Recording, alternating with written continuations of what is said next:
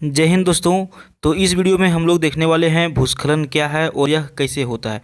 तो बहुत ज़्यादा इंपॉर्टेंट टॉपिक है और अगर यदि किसी भी तरह की परीक्षा में पूछे जाते हैं प्रश्न तो आप इसे आराम से क्लियर कर सकते हैं। बहुत ज़्यादा इंपॉर्टेंट टॉपिक है, वीवीआई टॉपिक है, ठीक है। तो वीडियो के अंत तक आप बने रहिएगा। चलिए हम लोग शुरू करते हैं। देखिए भूस्खलन जो है कैसे होता है, ठीक है, क्या है। तो देखिए गुरुत्वाकर्षण के प्रभाव में चट्टानी मलबे एवं भू सतह जैसे ढलान पर स्थित पदार्थों के नीचे तथा बाहरी की ओर से संचलन भूस्खलन कहलाता है। समझ गए, यानी कि गुरुत्वाकर्षण का जो प्रभाव है, ठीक है। आपको पता होगा कोई भी सामान जो हम लोग पृथ्वी से ऊपर की ओर फेंकते हैं वो फिर पृथ्वी की ओर जो रिटर्न आ जाती है उसको क्या कहते हैं, गुरुत्वाकर्षण शक्ति कहा जाता है। तो उसी के प्रभाव से जो चट्टानी मलबे होते हैं, ठीक है, एवं भू सतह जैसे ढलान, मान के चलिए कोई भी जो ढलान जो होता है, ठीक है, पर स्थित पदार्थों का नीचे तथा बाहर की ओर संचलन जो चलता है उसको क्या कहा जाता है, भूस्खलन कहा जाता है। आपको इस मैप के माध्यम से समझना है कि कहाँ कहाँ पर भूस्खलन की ज़्यादा संभावना बनती है, ठीक है। तो यहाँ पे देखिए 1 नंबर में दिया हुआ है वेरी हाई हजार्ड, ठीक है। तो देखिए बहुत ज़्यादा जो भूस्खलन की संभावना रहती है वो इस एरिया में और थोड़ा सा इस एरिया में अरुणाचल प्रदेश वाला एरिया में रहता है, ठीक है। उसके बाद आता है हाई में, ठीक है। तो हाई में यहाँ पे देखिए अब जम्मू कश्मीर का एरिया आता है। आने की सिंपल आपको ये समझना है कि जो हमारा हिमालय का जो क्षेत्र है, जो पहाड़ी क्षेत्र है, वहाँ पे भूस्खलन ज़्यादा होता है। और उसके बाद हमारे यहाँ पे इस एरिया में जो ग्रीन ग्रीन कलर का जो देख रहे हैं इसको कहा जाता है दक्षिण पश्चिम घाट। ये हमारा दक्षिण का हिस्सा है और ये हमारा पश्चिम का हिस्सा है। तो ये एरिया हमारा क्या हो गया, दक्षिण और पश्चिम घाट हो गया, ठीक है। तो इस एरिया में भी भूस्खलन का संभावना ज़्यादा रहता है। तो आप इसको समझ गए जनरली किस किस एरिया में ज़्यादा भूस्खलन हो सकता है। अब हम लोग यहाँ पर देखेंगे थोड़ा भूमिका के बारे में, ठीक है। तो चलिए आगे हम लोग डिटेल में इसको पढ़ते हैं भूमिका के बारे में। तो देखिए भारत में मानव प्रेरित भूस्खलन की संख्या में तेजी से बढ़ोतरी हो रही है। भारत में क्या है कि मानव प्रेरित, जो मानव के द्वारा भूस्खलन किए जा रहे हैं, मानव की कहीं ना कहीं गलतियों की वजह से जो भूस्खलन हो रही है उसमें क्या हो रही है, बढ़ोतरी होती है। विचारणीय है, यानी विचार करने की बात है कि 2004 से लेकर के 2016 के अंतराल में 28% निर्माण प्रेरित लैंडस्लाइड की घटनाएं भारत में घटित हुई हैं। यानी कि जितने भी लैंडस्लाइड हुए हैं, ठीक है, जितने भी भूस्खलन हुए हैं उसमें से 28% ऐसा हुआ है जो मानव की गलती से हुआ है, ठीक है।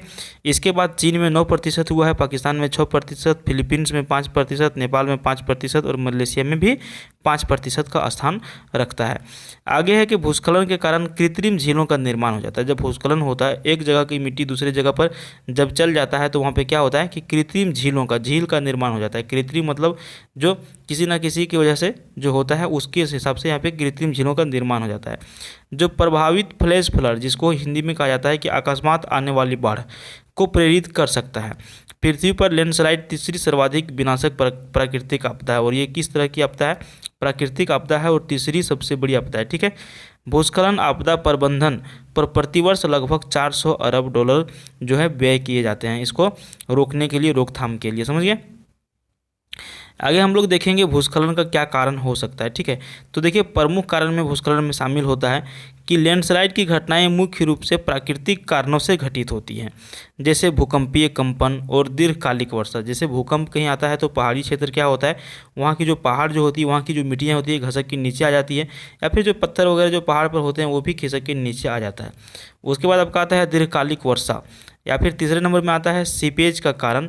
मृदा परतों के मध्य जल का दबाव हल्के, यानी कि हाल के दशकों में भूस्खलन के लिए उत्तरदायी मानवीय कारण महत्वपूर्ण हो गए हैं। तो ये 3-4 कारण जो है बहुत ज़्यादा महत्वपूर्ण है। इन कारणों में ढलानों पर स्थित वनस्पति की कटाई, जैसे मान के चलिए ये पहाड़ है, यहाँ पे वनस्पति जो पेड़ पौधे थे उसको काट दिया गया, ठीक है, तो उसमें भी ये शामिल हो रहा है। प्राकृतिक जल निकासी में अवरोध, मान के चलिए कोई नदी है, यहाँ पे आप बांध बना दिए, बगल की मिट्टियाँ क्या हो गई, कमज़ोर हो गई, पहाड़ कमज़ोर हो गए, वहाँ से भी भूस्खलन हो सकता है। जल निकासी में अवरोध भी इसका एक मुख्य कारण हो सकता है, ठीक है। आगे है कि जल या सीवर लाइनों में रिसाव तथा सड़क, रेल, भवन निर्माण के कार्यों में के चलते ढलानों को परिवर्तित करना आदि भी इसमें शामिल होता है। देखिए मौसम प्रेरित भूस्खलन क्या होता है। उत्तरी गोलार्ध में ग्रीष्मकालीन के दौरान लैंडस्लाइड की घटनाएं उस समय अपेक्षाकृत अधिक होती हैं जब एशिया के कुछ हिस्सों में चक्रवात, तूफान और टाइफून की अधिकता होती है, और मानसूनी मौसम के कारण भी भारी वर्षा भी होती है। तो ये आपका मौसम प्रेरित भूस्खलन हो गया। दूसरा आता है अवैध खनन की वजह से भूस्खलन। देखिए अवैध खनन क्या है, पहाड़ों को काटने के कारण होने वाले लैंडस्लाइड ग्रामीण क्षेत्रों में एक प्रमुख समस्या है, जहां लोग घरों के निर्माण के लिए अवैध रूप से पहाड़ी ढलानों पर स्थित सामग्री को एकत्रित करते हैं। घातक भूस्खलन सामान्यतः सड़कों और बहुमूल्य संसाधनों के समृद्ध स्थलों के निकट स्थित बसावटों में अधिक घटित होते हैं।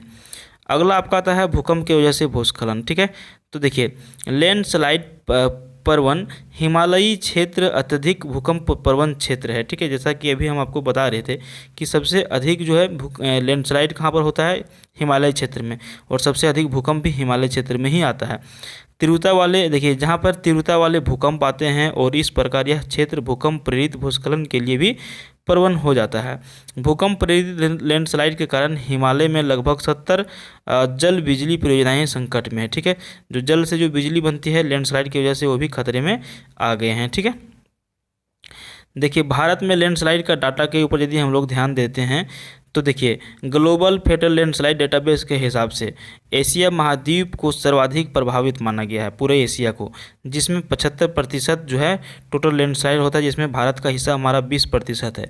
लैंडस्लाइड की घटनाएं घटी और ये घटनाएं मुख्य रूप से हिमालयी चाप के साथ संलग्न क्षेत्र में घटित हुई। ठीक है, देखिए उसके बाद हम लोग यहाँ पे जो इम्पोर्टेंट चीज़ है उसको हम लोग देखते हैं कि भारतीय भूवैज्ञानिक सर्वेक्षण के हिसाब से जो है भारत के कुल स्थलीय क्षेत्र का लगभग 12.6% भूस्खलन प्रवण संकट ग्रस्त क्षेत्र के अंतर्गत आता है, जिसमें से सिक्किम का जो है ज़्यादा एरिया आता है। ठीक है, जिसमें से 4895 में से जो प्रति संवेदनशील है, जिसमें से 3638 वर्ग किलोमीटर क्षेत्र में मानव जनसंख्या, सड़कों और अन्य अवसंरचनाओं से घिरा हुआ क्षेत्र भी है। देखिए अभी यहाँ पे काम हो रहा है कि भूस्खलन चेतावनी प्रणाली, ये जो है भूस्खलन जब आने वाला होगा उसके 24 घंटा पहले यहाँ पे जानकारी मिल जाएगा। आइए इसके बारे में हम लोग थोड़ा देखते हैं। हाल ही में पूर्वोत्तर हिमालय के सिक्किम दार्जिलिंग क्षेत्र में एक वास्तविक समय रियल टाइम आधारित भूस्खलन चेतावनी प्रणाली की स्थापना की गई है। इसके माध्यम से 24 घंटे पहले ही अग्रिम चेतावनी जारी की जा सकेगी। इस प्रणाली में 200 से अधिक सेंसर लगे हुए हैं जो भूगर्भीय और हाइड्रोलॉजिकल मापदंडों जैसे वर्षा, पोर प्रेशर, मृदा तथा स्थित जल का दाब और भूकंपीय गतिविधियों को माप कर सकेंगे और पहले चेतावनी जारी कर सकेंगे। ठीक है, उसके बाद हम लोग देखते हैं कि भूस्खलन और हिमस्खलन पर रोकथाम के लिए उठाए जा सकने वाले मानवीय कदम जो है, हम लोगों का जो कदम है वो क्या क्या हो सकता है। तो पहला यदि हमारा देखा जाए तो देश को प्रभावित करने वाली लैंडस्लाइड घटनाओं से संबंधित सूची तैयार करना और उसे निरंतर अद्यतन में रखना। दूसरा आता है सीमा सड़क संगठन, राज्य सरकारों और स्थानीय समुदायों के परामर्श से क्षेत्रों की पहचान और प्राथमिक निर्धारण के बाद सूक्ष्म और बृहद स्तर पर भूस्खलन खतरे के क्षेत्रीय मैपिंग करना। तीसरा आता है भूस्खलन शोध, अध्ययन और प्रबंधन के लिए एक स्वायत्त राष्ट्रीय केंद्र की स्थापना करना। चौथा हमारा आता है ढलानों के स्थिरीकरण के लिए गति अवरोधकों की स्थापना करना। पांचवा आता है लैंडस्लाइड संबंधी शिक्षा एवं पेशेवरों के प्रशिक्षण को बढ़ावा देना। और छठा में आता है भूस्खलन अध्ययन पर नई संहिता के और दिशा निर्देशों का विकास करना और मौजूदा दिशा निर्देशों में संशोधन करना। तो ये 5-6 जो कदम है, इसको यदि सही समय पर इसको लागू किया जाए, इसको फॉलो किया जाए तो भूस्खलन से होने वाले नुकसान को हम लोग बचा सकते हैं, उससे बच सकते हैं। ठीक है,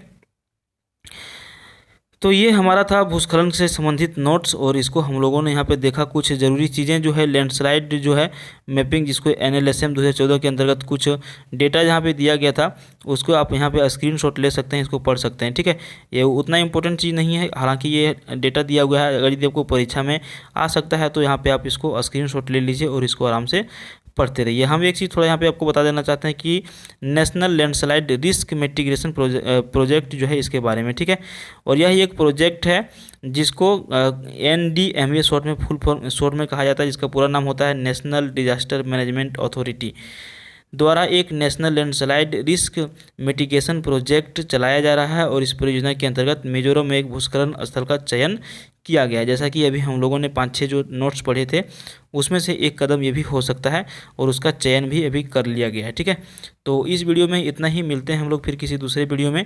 तब तक के लिए बाय। हमारा देखते रहिए YouTube channel GK with RK को, और चैनल को अभी तक आपने सब्सक्राइब नहीं किया है तो सब्सक्राइब कर लीजिएगा। बहुत बहुत धन्यवाद आपका हमारा वीडियो देखने के लिए। Thank you.